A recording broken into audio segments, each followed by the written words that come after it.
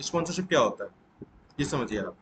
ठीक है, अपने हमने लास्ट क्लास में, वैसे तो मैंने बच्चों अभी देखो 2 वीडियोस बनाई हैं। एक आपका पूरा इवेंट मैनेजमेंट की भी आपकी पूरी एक टेस्ट हुआ, टेस्ट भी समझाया मैंने, वो मैं आपको कल करवाऊंगा। बट टुडे आज हम समझेंगे sponsorship and sponsorship development plan. ठीक है, हमने बजटिंग वगैरह सब कुछ देख लिया अब तक।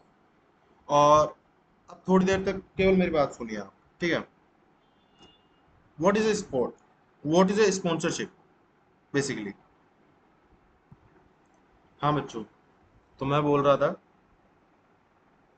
कि sponsorship, what is an sponsorship, क्या होती है स्पॉन्सरशिप। सारे बच्चों को आ जाने दीजिए एक बार, फिर हम स्टार्ट करेंगे इसको। ठीक है,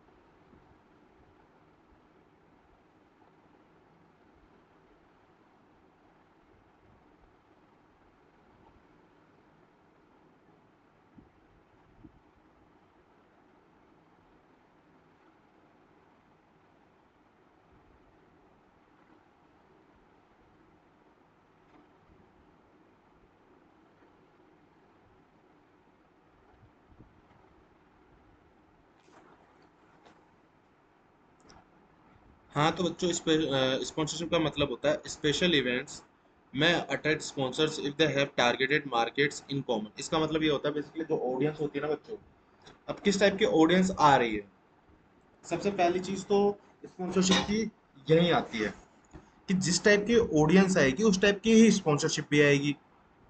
ठीक है, sponsorship is an effective tool for promotion of products और services for businesses and they may get opportunity to be exposed in media. Basically इसका मतलब यही है कि वो प्रमोशन, प्रोडक्ट, सर्विस और बिजनेस वगैरह के लिए अपॉर्चुनिटी होगी और मीडिया में आएंगे वो।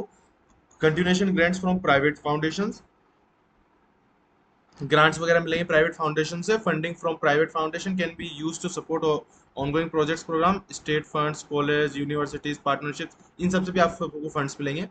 अब डेवलपमेंट प्लान देखिए आप, स्पॉन्सरशिप डेवलपमेंट प्लान देखिए आप।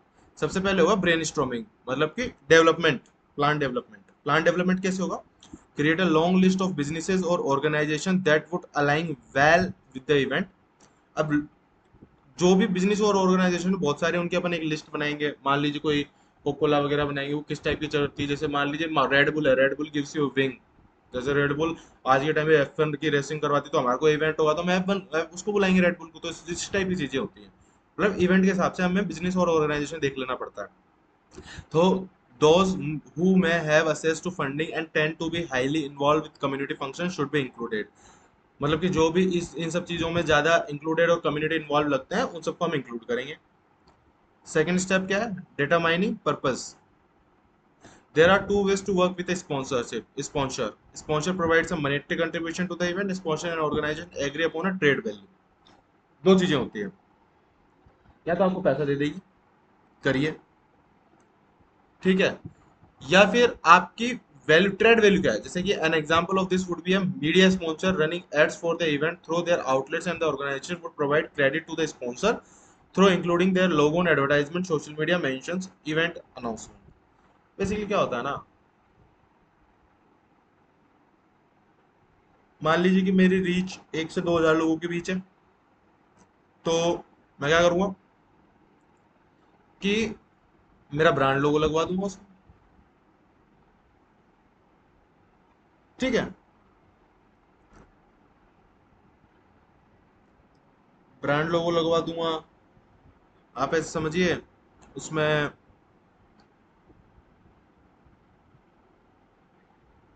हाँ तो सेकंड सेकंड चीज बेटा हम देख रहे थे, सॉरी एक गलत चीज खुल गई है। हाँ तो सेकंड चीज हम देख रहे थे पर्पजेस वगैरह, एक सेकंड रुकिए बेटा। Second thing is that determine purpose. अब हम पर्पस दो वे से कर लिया। अब जैसे कि इसमें बेसिकली यही कहना चाहता है कि या तो उसके लोगो लग जाएंगे एडवर्टाइजमेंट वगैरह से, उससे ब्रांडिंग हो जाएगी, मॉनेटरी पर्पस से करवा देगा, या जो आपके ट्रेड वैल्यू वगैरह है उससे रिलेटेड कुछ करवा देगा, ठीक है। Outreach, once the list of potential, एक second, once the list of potential sponsors is finalized, it's time to start outreach. It is important to be prepared for the conversation of what an event manager may expect from the sponsorship and the benefits they meet. Outreach basically मतलब यह है कि देखो सबसे पहले potential sponsors finalise होंगे, उसके बाद उनके क्या रिक्वायरमेंट्स हैं, उस तरीके से वो सारी रिक्वायरमेंट्स सुनी जाएंगी, आपस में बातचीत की जाएंगी और फिर लास्ट में फाइनलाइज किया जाएगा, ठीक है। Next step is agreement. It is important it is important create and execute some sort of agreement between the event planner and the sponsor. It is important to create and execute some sort of agreement between the event planner and the sponsor. This agreement should include the terms discussed during outreach. Basically एक terms and conditions पे एक agreement बनेगा, बड़ी simple चीज़ है, tough चीज़ नहीं है, और उसी के बेसिस पे आगे स्पॉन्सरशिप और जो डॉक्यूमेंटेशंस वगैरह होंगे वो उसी बेसिस पे होंगे, ठीक है। इंगेजिंग स्पॉन्सर्स, स्टेप्स हमारे खत्म हो गए, ठीक है। अब है हमारे पास कि स्पॉन्सरशिप स्पॉन्सर्स को एंगेज कैसे किया जाता है, यहाँ आप चीज समझिए आप, ठीक है, यहाँ थोड़ी क्रिटिकल।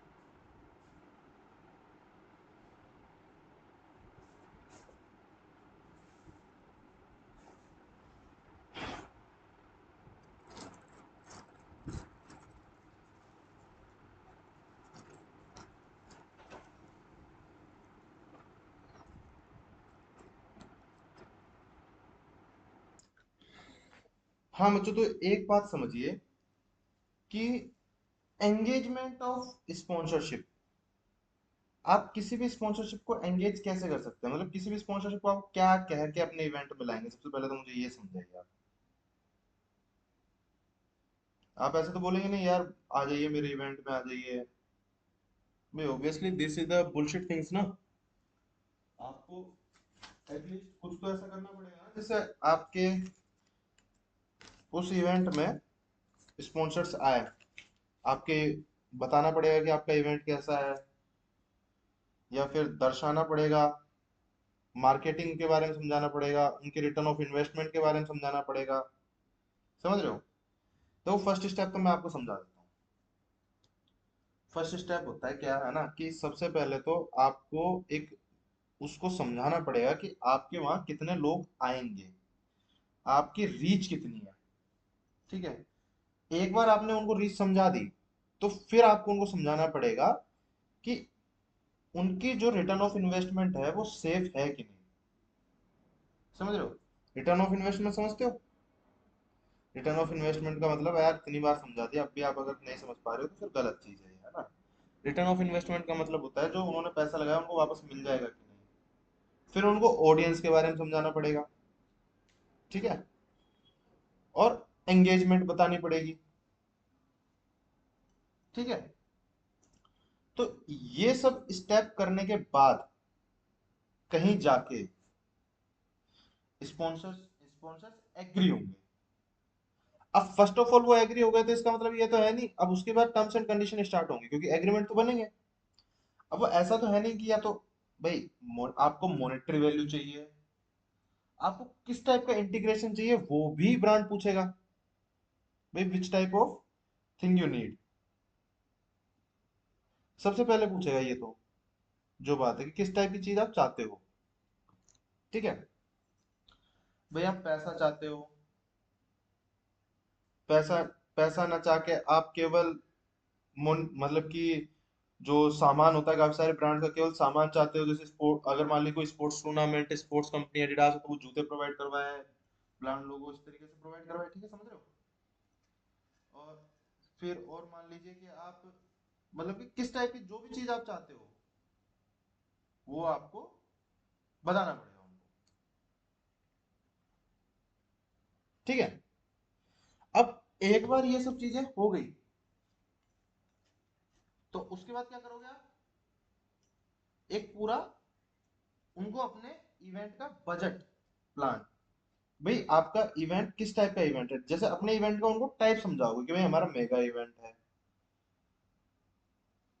वास्ट इवेंट है, स्मॉल साइज इवेंट है, या फिर कोई कल्चरल इवेंट है, कल्चरल एक्सपोज है, मतलब जो भी आप जिस टाइप का भी आपका इवेंट होगा ना वो आपको उनको समझाना पड़ेगा।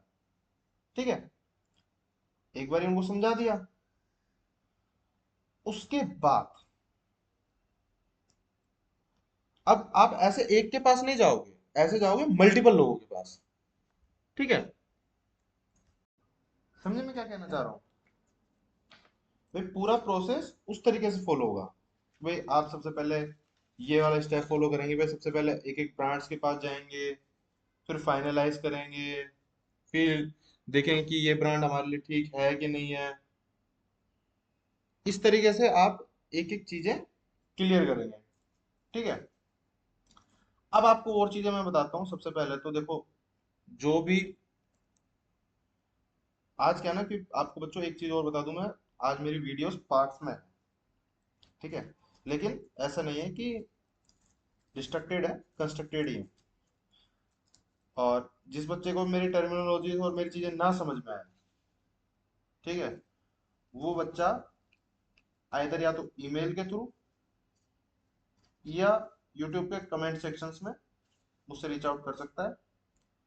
आपका सॉल्यूशन विद इन मिलेगा, विद इन टाइम पे मिलेगा। जो बात है। ठीक है? और बाकी और बताता हूँ मैं आपको।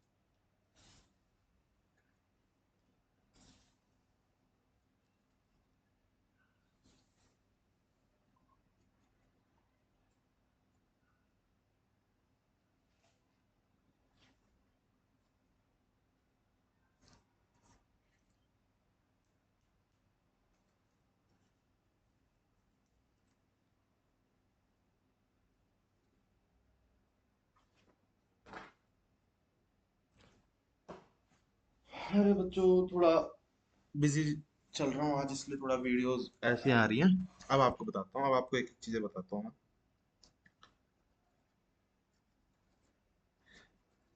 सबसे पहली चीज, once an event planner has secured a sponsor, then it is important to stay in touch. To stay in touch with the sponsor throughout planning, execution and wrap up the event. Basically क्या है ना बेटा, sponsorship planning से start होता है, execution तक खत्म होता है। ठीक है, क्योंकि जब तक स्पॉन्सर स्पॉन्सर का रिटर्न ऑफ इन्वेस्टमेंट नहीं मिल जाएगा, वो आपका पीछे नहीं छोड़ने वाला। ठीक है, during the pre-event phase, the event planner need to consider the terms in sponsorship agreement. This could include things like logo inclusion or marketing material or social media mentions.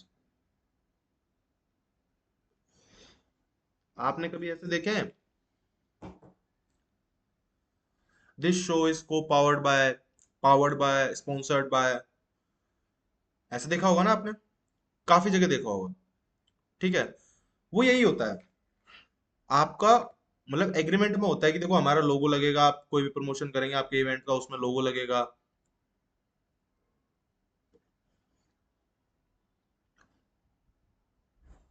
कोई आपके इवेंट से रिलेटेड कोई materials हैं, उन पे लोगो लगेगा। ये सब एग्रीमेंट्स के टर्म्स होती हैं। ठीक है, ठीक है। Not all sponsor choose to be present during the event, but if they would like to be included, there are some option for event planner such as providing a tent area for the sponsor guest together.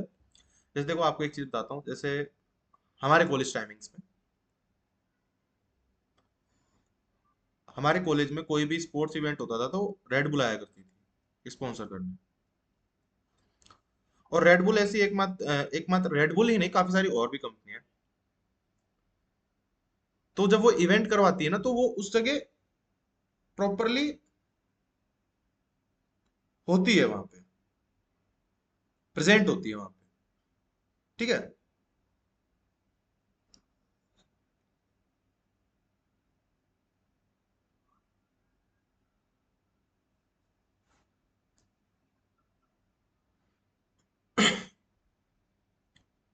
somewhere visible on the event side and allow opportunity for the sponsor to hand out free brand materials।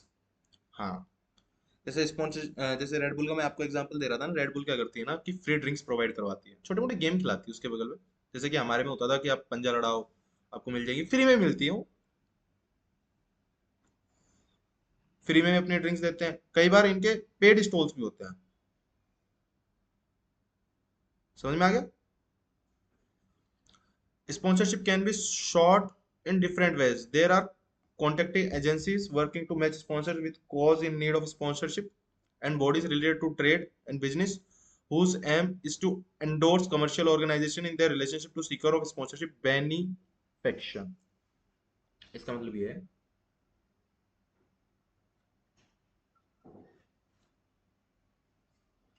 कि sponsorship काफी तरीके से मिल सकती है। ठीक है, पहली चीज, कंपनीज होती काफी सारी, आपको किस टाइप की नीड है, उस टाइप की आपको स्पॉन्सरशिप वो दिलवा देंगी। वो आपसे भी रिलेशनशिप करेंगी और उनसे भी रिलेशनशिप करेंगी, कोऑर्डिनेट करेंगी दोनों को। ठीक है,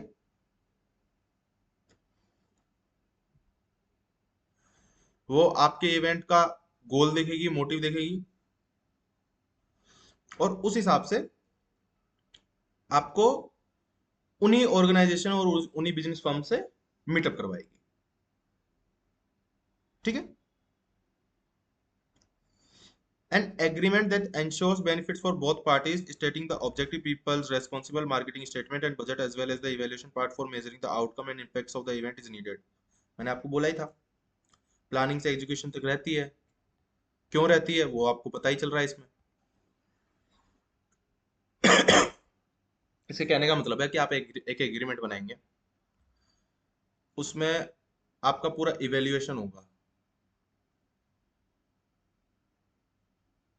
कि आपके बजट क्या है, किस टाइप के पीपल आएंगे, कौन कौन रेस्पॉन्सिबल है, मार्केटिंग कैसे होंगी,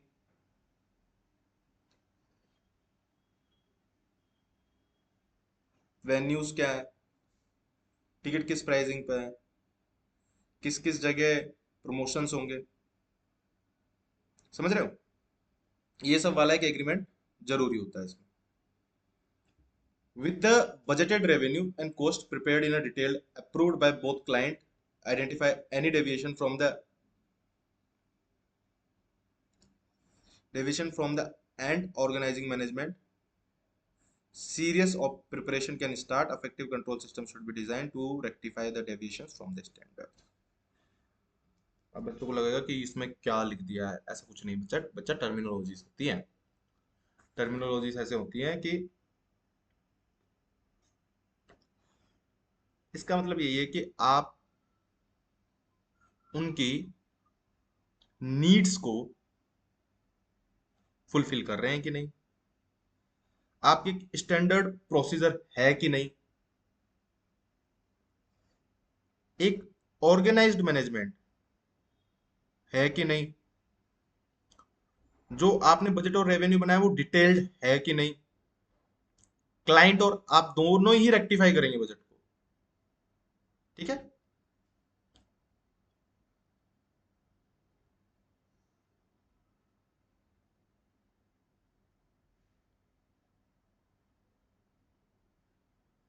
और देखिए, अब आपको सबसे पहले आ जाइए आप फर्स्ट पेज पे, आपको स्पॉन्सरशिप मैं पूरी करवा चुका हूँ। हाँ, अब देखो हमारा जो यूनिट सेकंड था इवेंट प्लानिंग मैनेजमेंट का, उसको हम यहाँ तक कर चुके हैं। अब हम आगे करेंगे इसका, ठीक है। अब तक हमने स्ट्रक्चर में हमने देख चुके हैं कि introduction, objective, event planning, benefits of event planning हम देख चुके हैं। Forces effective event planning, environmental scan मैंने आपको बताया था, paste analysis, steps in event management बता दिया मैंने आपको, ऑपरेशनल प्लानिंग बता दिया मैंने आपको, फाइनेंशियल एंड बजट्स में आपको वेरिएबल एंड ये सब चीजें बता दी मैंने आपको। आप एक बार अब इसको 5 मिनट के लिए रिवाइज करिए, फिर हम टीम ऑर्गेनाइजेशन स्टार्ट करेंगे। Organise a team, blueprint of functional area, sample site plan, इसके आज 2 टॉपिक और करेंगे, ठीक है। वैसे भी फॉर्मेट कल बताना है और परसों में, या तो कल, कल या तो आपके साथ में टेस्ट डिस्कशन होगा या फॉर्मेट डिस्कशन होगा, दोनों में से एक चीज डिस्कशन होगा कल, ठीक है। इसको देखिए आप जब तक, ठीक है।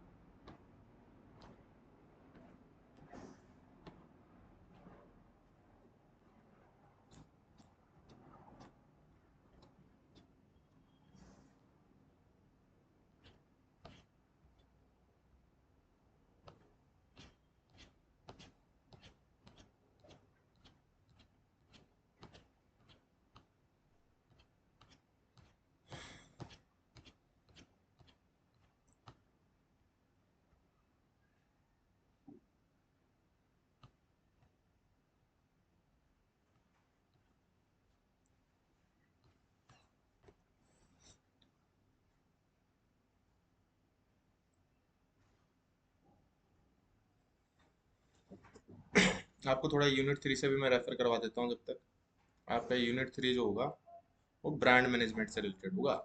ब्रांड मैनेजमेंट होगा, लीडरशिप स्किल्स होंगी, सक्सेसफुल एक कैसे इवेंट कराए जाते हैं, मतलब उसमें की एस्पेक्ट्स होंगे आपके। ठीक है।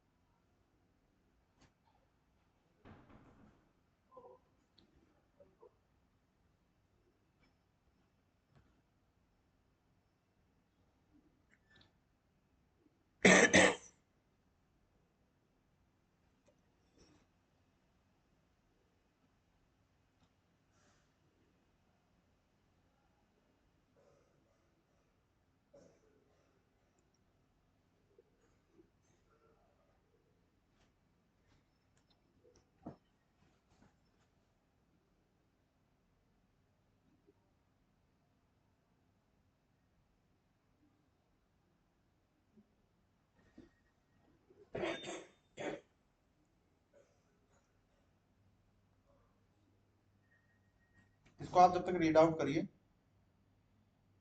फिर स्टार्ट करते हैं।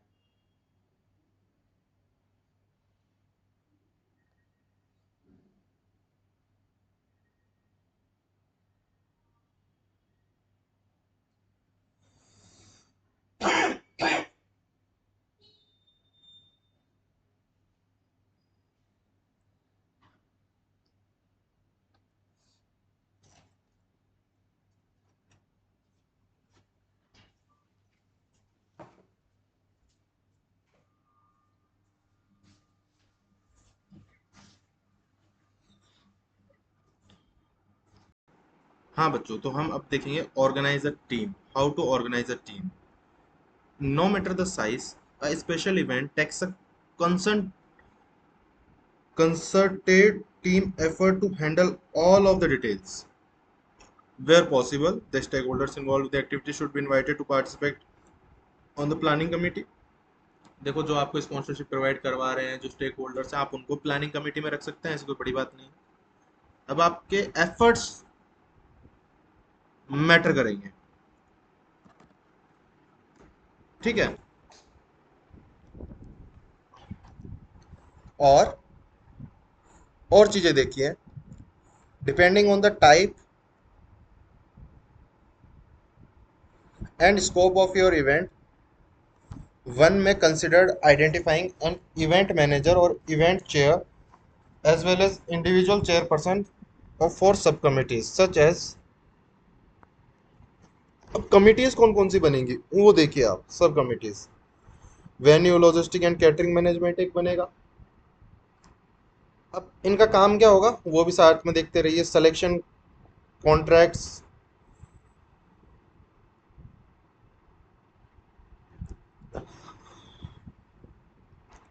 परमिट्स, इंश्योरेंस, ईटीसी वगैरह, इन सब के काम होंगे, एटसेट्रा। गेस्ट मैनेजमेंट होगा एक, जो आपके इनविटेशन संभालेगा। इनसे रिलेटेड क्वेश्चंस कल करवाऊंगा मैं, इसलिए आज जो भी देख रहे हो अच्छे से देखो, एक एक चीज देखो, क्योंकि कल जब क्वेश्चंस होंगे, हर क्वेश्चन के लिए आपको 2-2 मिनट दी जाएगी। ठीक है। और क्वेश्चंस करवाए जाएंगे। तो आज उन सब चीज़ों को ऑलरेडी अच्छे से पढ़ लो। कल में भी मैं मोस्ट प्रोबेबली कल मैं फॉर्मेट नहीं असाइनमेंट कराऊंगा, क्योंकि आपका बजट वाला जो फॉर्मेट है, अब तक आपने जो बजट प्रिपेयर किया ना, उसमें स्पॉन्सरशिप का आपने चीज़ ऐड करने के लिए मैंने आपको मना करी थी। आपको जितना असाइनमेंट क्रिएट करना है वो कर लो बजट वाला, क्योंकि आपको स्पॉन्सरशिप पढ़ाने के बाद उसमें स्पॉन्सरशिप कॉलम ऐड करना। जब मैं फॉर्मेट पढ़ाऊँ, अब आपको स्पॉन्सरशिप भी पढ़ा दिया, अब आप पूरा प्रॉपर बजट रेडी कर सकते हो असाइनमेंट का। तो मैं कल नहीं, परसों नहीं, फर्स्ट डे पे मैं आपको फॉर्मेट बताऊंगा। नहीं कल, कल नहीं, हाँ परसों नहीं, फर्स्ट डे, हाँ। आज से 2 से 3 दिन बाद मैं आपको फॉर्मेट बताऊंगा। उस फॉर्मेट में आपको बजट का असाइनमेंट रेडी करना है। एक दिन मैं असाइनमेंट भी डिस्कस करूंगा, और 2 दिन, मतलब कि जैसे ही अपना ये वाला यूनिट कंप्लीट होगा, उस यूनिट के बाद मैं उससे टेस्ट तो मैं उसके पहले ही डिस्कस कर लूंगा, बट फॉर असाइनमेंट इस यूनिट के बाद मैं डिस्कस करूंगा। ठीक है, क्योंकि उसके बाद फिर ब्रांड मैनेजमेंट वगैरह चलेंगे, ब्रांड अलाइनमेंट चलेंगे, ब्रांड मैनेजमेंट चलेंगे। फिर अब तक जितना भी अपना चल रहा है ना, वो चल रहा है कि अपन को इवेंट से पहले की चीजें अपन समझ रहे हैं। अब जो चीजें आएंगी ना इस यूनिट के बाद, वो आएंगी ब्रांड डे पे, से जिस दिन इवेंट हो रहा है उस दिन की चीजें आएंगी। ठीक है। तो गेस्ट मैनेजमेंट क्या होता है? Invitation, RSVPs, greeters, registration, seating arrangement. जो गेस्ट मैनेजमेंट के लिए अपन को इनविटेशन भी देने पड़ेंगे भाई, जो जो गेस्ट आएंगे उनको इनविटेशन भिजवाना पड़ेगा। अब आर एस पी वीज का मतलब होता है जो रेस्पॉन्डिंग टीम होती है अपनी हर चीज के लिए, उनको बताना पड़ेगा। जो उनको ग्रीट करेंगे वो लोग हमें लाने पड़ेंगे, जो रजिस्ट्रेशन करेंगे वो लाने पड़ेंगे, सीटिंग अरेंजमेंट वगैरह हमें देखना पड़ेगा कि किस टाइप से किस ऑर्डर में सीटिंग अरेंजमेंट है। स्पीकर्स और प्रेजेंटर्स देखने पड़ेंगे, सेलेक्टिंग, कंफर्मिंग, लॉजिस्टिक मैनेजमेंट वगैरह ये सब चीज़ें देखनी पड़ेंगी। एक्टिविटीज़ एंड एंटरटेनमेंट देखना पड़ेगा, पब्लिक प्रमोशन देखना पड़ेगा। पब्लिक प्रमोशन में क्या क्या आ जाता है ये देख लो आप। Web presence, event calendars, printing programs, media relations, signage और सोशल मीडिया, सारी चीज़ें आ जाती है इसमें। स्पॉन्सरशिप और पार्टनर मैनेजमेंट, अभी अपन टीम ऑर्गेनाइज कर रहे हैं। अब देखो यहाँ पे आ गया, अभी क्वेश्चंस आ गए, check your progress, transportation, volunteer management, वो उसी में आ गया। अब या आप ये दो क्वेश्चन कर सकते हैं। Highlight the various environmental factors that affect planning of event management, pastel analysis आएगा यहाँ पे आएगा।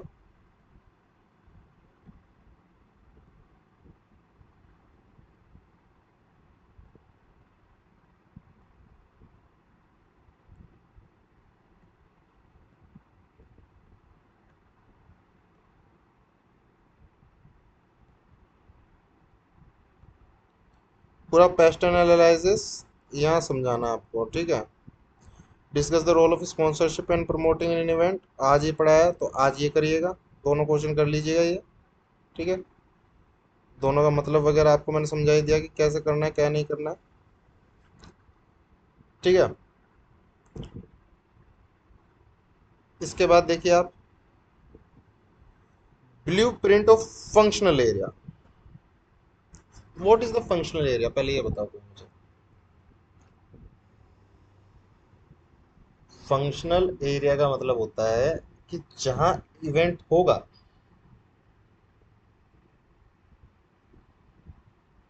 वो जब अपन वेन्यू बुक करेंगे तो उसका एक ब्लूप्रिंट रेडी करेंगे।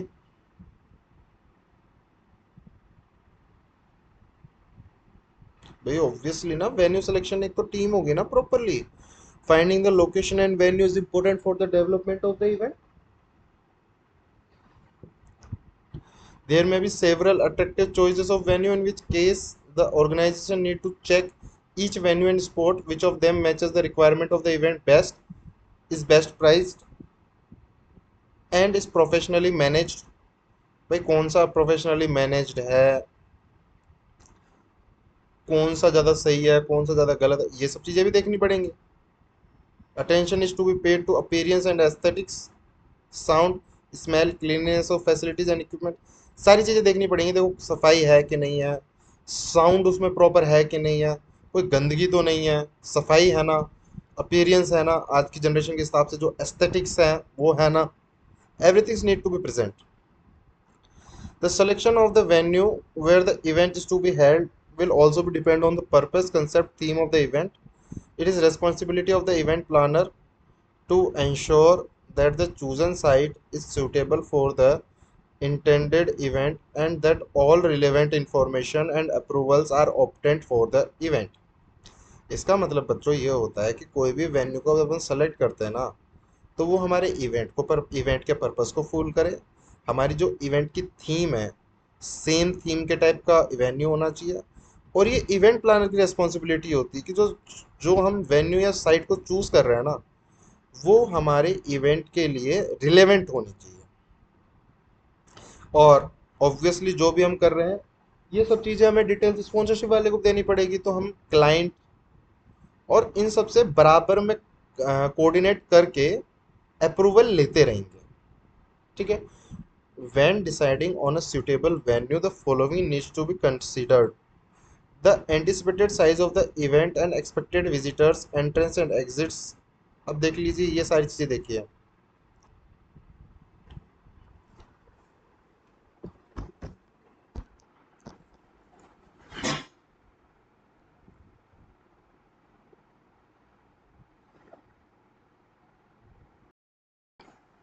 When deciding on a suitable venue the following needs to be considered. ये सारी चीज़ें आपको जरूरी होनी चाहिए, देख लीजिए जो जो चीज़ें इंपॉर्टेंट है वो आप समझिए। The anticipated size of the event and expected visitors. सबसे पहले आपके दिमाग में होना चाहिए भाई कितने विजिटर्स आएंगे, उसी हिसाब से आपको ये भी कंफर्म होना चाहिए कि भाई जितने लोग आएंगे वहां से हमारी रिक्वायरमेंट पूरी हो रही है कि नहीं। ओके।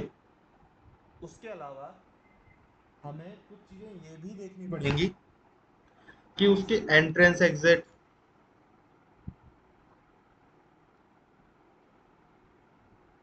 कार पार्किंग प्रोविजंस हैं कि नहीं है वहां पे, मतलब ऑब्वियसली एक एक पॉइंट को क्लियर आउट करेंगे यहाँ पे। Indoor versus outdoor requirement related to activities. अब देखिए हमारा, हम जैसे स्टेडियम में कोई प्रोग्राम कर रहे हैं तो भाई कितनी सीटिंग कैपेबिलिटीज हैं, लाइटिंग है, साउंड है, ये सब भी हमें देखना पड़ेगा। Requirements of people with special needs. अब काफ़ी ऐसे लोग होते हैं कि जो आना चाहते हैं शो में लेकिन उनके लिए नीड नहीं होती, जैसे कि फिजिकली हैंडीकैप्ड वगैरह लोग होते हैं। अब उनके लिए भी हमें अवेलेबिलिटी करनी पड़ेगी।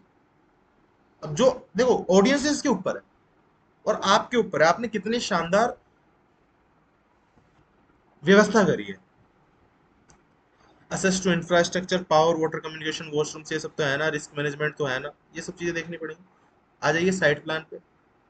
A site plan is a overall framework indicating the ground layout of the event. गलत मार्कर यूज ले लिया बच्चों। Typically, the event site plans will indicate the site boundaries, street access and stall location. Basically, जिस जगह पे आप event कर रहे हैं वहां का साइट प्लान भी आपको जनरेट करना पड़ेगा। देखो जो इवेंट मैनेजमेंट जितना मैंने अब तक आपको पढ़ाया है ना, ये तो सारी चीजें इवेंट से पहले की हैं भाई। साइट देखना, event management, event plan, revenue, logistics, सब कुछ ये सब चीजें मैं पहले दिन से आपको पढ़ा रहा हूँ। आपको लगता होगा कि सारी चीजें सेम है, बट जो सेम नहीं है। आपको अब तक मैंने साइट प्लान बताया था, आपको मैंने अब तक समझाया था कि वेन्यू आपको सेलेक्ट करना है। अब भाई वेन्यू तो आप देख ले रहे हो, वहां जाने के लिए रास्ता ही नहीं है। तो ऐसे ऐसे थोड़े जो हर चीज का यहाँ पे सेंस है। All key stakeholders can use the site plan as a part of the planning process with consultation as to its final layout.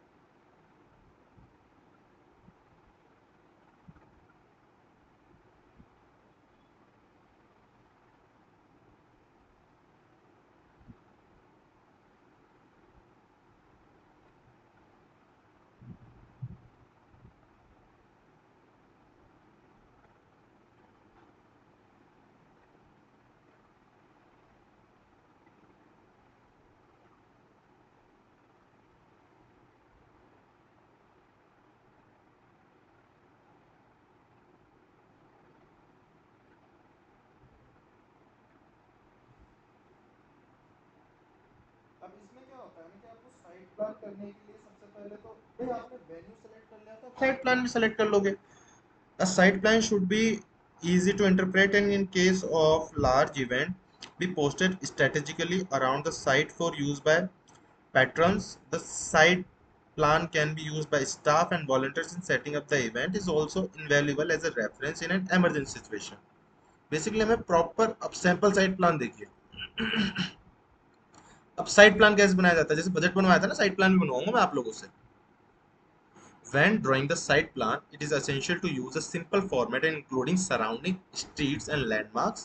The site plan must be clear and show all important events features, such as entrance and exits, information center, जिसका मतलब ना है बच्चा पूछ लेना, paths used by vehicle, paths used by pedestrians, पैदल चलने वाले लोगों के लिए, food and other stall holders location, इनकी क्या लोकेशन रहेगी,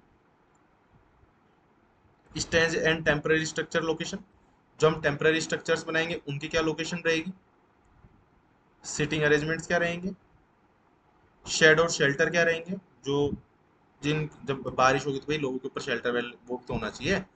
इमरजेंसी एसेट्स रूट्स क्या होंगे, एंटरटेनिंग साइट्स कौन कौन सी होंगी, कोई राइड्स हैं, कोई जंपिंग वगैरह कुछ ऐसे, मतलब कुछ ये है जंपिंग कैसल्स वगैरह, इनको हटाइए, मतलब एंटरटेनमेंट साइट्स कुछ हो तो वो कहाँ लगेंगी, टॉयलेट फैसिलिटीज है कि नहीं है, वेस्ट बिन्स रिफ्यूजी साइट्स ये सब है कि नहीं है, क्लीननेस भी तो रखनी है ना, फर्स्ट एड पोस्ट तो होनी चाहिए भाई, कुछ आपदा हो जाए तो उन सब के लिए है कि नहीं, ड्रिंकिंग वाटर की फैसिलिटीज है कि नहीं है, और अप्रूव्ड लिकर कंजप्शन एरिया, हर जगह तो दारू पी नहीं सकते हैं भाई, लिकर हर जगह कंजप्शन नहीं कर सकते हैं, इफ अलाउड है तो कोई प्रॉपर उसका कंजप्शन एरिया बना रखा है कि नहीं रखा है, dry area, non alcohol dry areas भी होने चाहिए, और एज रेस्ट्रिक्शन भी इन पे होनी चाहिए, ये सब हम देखेंगे। सिंपल साइट प्लान समझ में आ गया आप लोगों को?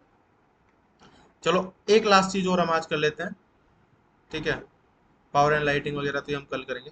मैं सोच रहा हूँ बच्चों, नहीं सिक्योरिटी चेक पोस्ट भी कर ही लेते हैं हम। Another very important consideration of A special event is crowd management, ये टर्म देख लीजिए इस यहाँ पे crowd. A first step in this endeavor is to estimating the number of attendees in order to develop a sound monitoring and a control plan। Basically ये होता है कि देखो जितनी क्राउड है उस वो एंड टू एंड स्टार्टिंग से लेके एंड तक आप लोगों की बात उन तक पहुंचे, तो साउंड अच्छा होना चाहिए, उनको कंट्रोल करने का एक प्रॉपर प्लान होना चाहिए। It is very important that you understand the characteristic of the expected audience, जितने लोग आ रहे हैं उनके बारे में आपको पता होना चाहिए कि आपकी ऑडियंस किस टाइप की है। The need to evaluate different crowd management controls for different types of events. The comprehensive security plan is a must to properly control event. The protect attendees and provide a fun and secure environment. Basically यहाँ to भी लगना चाहिए था शायद में, control event to protect attendees. Basically एक plan proper जरूरी होता है कि भाई अटेंडीज को ऑब्वियसली कोई दिक्कत ना हो, सिक्योर इन्वायरमेंट तो है ना, और एक सिक्योरिटी प्लान भी हो, ठीक है।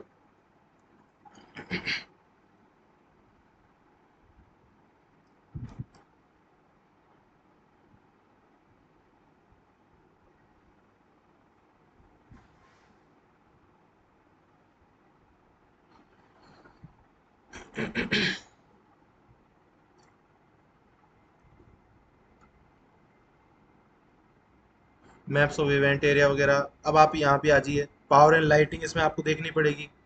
भाई पावर एंड लाइटिंग क्या है जो भाई मॉनिटरिंग, वाटर वगैरह आपको देखना पड़ेगा, सैनिटरी फैसिलिटीज आपको देखनी पड़ेगी, ठीक है।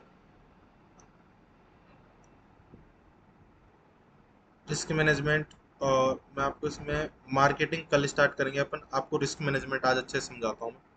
ये सब तो आप खुद ही समझते हैं ना, ये सब चीज़ें ज़्यादा टफ नहीं है, ठीक है। Risk management is a logical and a systematic process of eliminating and minimizing the adverse impact of activities which may give rise to dangerous situations, ठीक है। इसका मतलब ये है कि बच्चों हमें एक सिस्टमेटिक तरीके से एक प्लान जनरेट करना पड़ेगा, भाई हमारे कोई दिक्कत आ जाए हमारे इवेंट में, भाई कोई स्टैम्पेड हो जाए, अगर बारिश आ रही है, कोई बीच में हमारा लाइटिंग सिस्टम खराब हो गया है, इनएडिक्वेट वाटर फैसिलिटीज हैं, कोई फर्स्ट एड नीड है, तो ये सब चीजें हमें देखनी पड़ती है। This requires a development framework, successful event management requires a dedication to risk management, ये जरूर है। There are four main categories of risk which faces organisation conducting events, understanding the general types of risk require to अब ये चार type risk मैं आपको बता रहा हूँ, कौन कौन से। पहला देखिए, physical risk involve injuries to people और द डैमेज और डिस्ट्रक्शन ऑफ द प्रॉपर्टी, ठीक है भाई, कोई आपकी प्रॉपर्टी को डैमेज तो नहीं कर रहे हैं वो लोग, ठीक है। इस तरीके से समझना। Financial risk affect the financial situation of an organisation और event, could include increase insurance premiums, cost overruns और cost associated with injuries.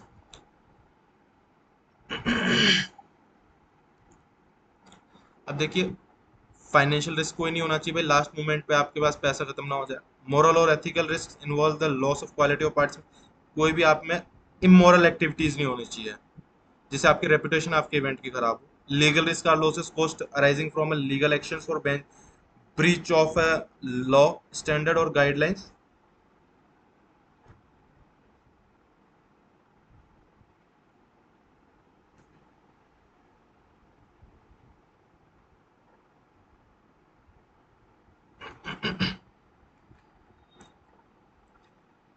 Legal risk, भाई कोई आप कुछ भाई जो ऑब्वियसली खाना दे रहे हैं तो मिलावटी नहीं देना, गंदगी नहीं है, इन्वायरमेंटल कोई हार्मफुल हार्म नहीं होना चाहिए।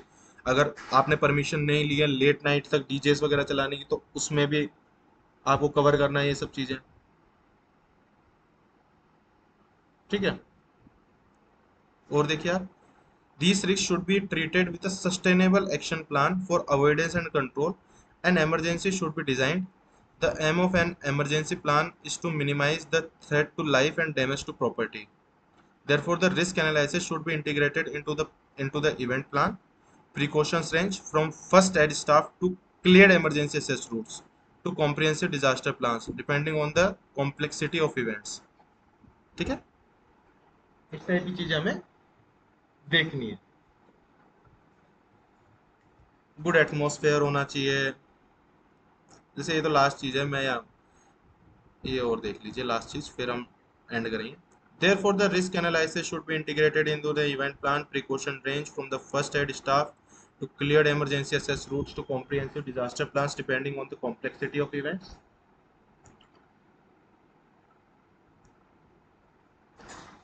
Good atmosphere can make an event very successful. In the same way as negative atmosphere can cause an event to fail, good ambience is created through a good and sufficient stimuli of visitors. अच्छे visitors होंगे तो उनसे अच्छा environment होगा, negative environment नहीं होना चाहिए। Since therefore the physical environment of an event is important, which together with the psychological, emotional, cognitive reactions among the guests become the ambience. यही ambience होता है कि अच्छे गेस्ट होने चाहिए, सब चीजें हमारी गुड वे में जानी चाहिए, ठीक है। लेक्चर यहाँ पे एंड होगा, कल जो हम स्टार्ट करेंगे वो ये पेपर मेरे को डिस्कस करना है। वैसे मैंने आज इसकी वीडियो बनाई थी पर वो उसमें थोड़ी कुछ इश्यूज हो गए तो उसकी वजह से मैं इसको कर नहीं पाया। इसमें आंसर्स भी हैं, क्वेश्चंस भी हैं, सारी चीज़ें हैं। ये मैं टेस्ट अपलोड करने वाला था पर मैंने रिगार्डिंग ज़्यादा अच्छा सोचा कि मैं आप लोगों के साथ डिस्कस कर लूँगा ये सब चीज़ों को। और एक चीज़, कल हम मार्केटिंग पढ़ेंगे, मार्केटिंग के बाद प्रमोशनल टूल्स पढ़ेंगे, मैनेजिंग चीफ गेस्ट्स वगैरह पढ़ेंगे, ठीक है। प्रोग्रेस चेक करने के लिए क्वेश्चंस फिर मिल जाएंगे आपको। क्लोज डाउन इवेल्युएशन लेगेसी पढ़ेंगे, event evaluation techniques, short analysis, ये बहुत इंपॉर्टेंट होगा आगे, ठीक है, ये बहुत इंपॉर्टेंट है, ये पढ़ेंगे हम आगे। तो ऐसे करते हुए हमारा आगे बढ़ेगा, ठीक है।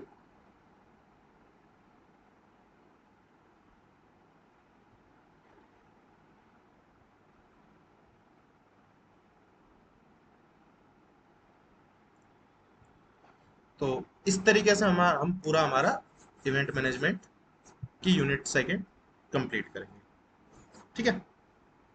थैंक यू बच्चों, बाय और हैव अ नाइस डे। और देखो यार, जो भी आप पढ़ रहे हो ना उसको मैं फिर आपको बोलता हूँ, रिवाइज करें, ध्यान रखें,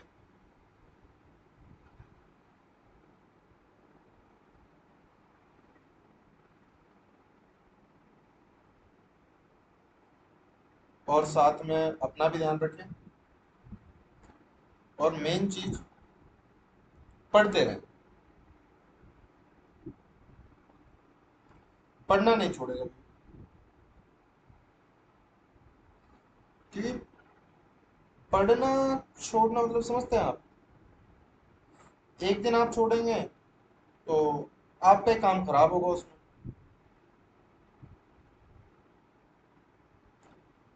तो वही चीज मैं आपको बता रहा हूँ, देखो कंटिन्यूटी रखनी है चीज। थैंक यू बाय बच्चों, thank you, bye, have a nice day.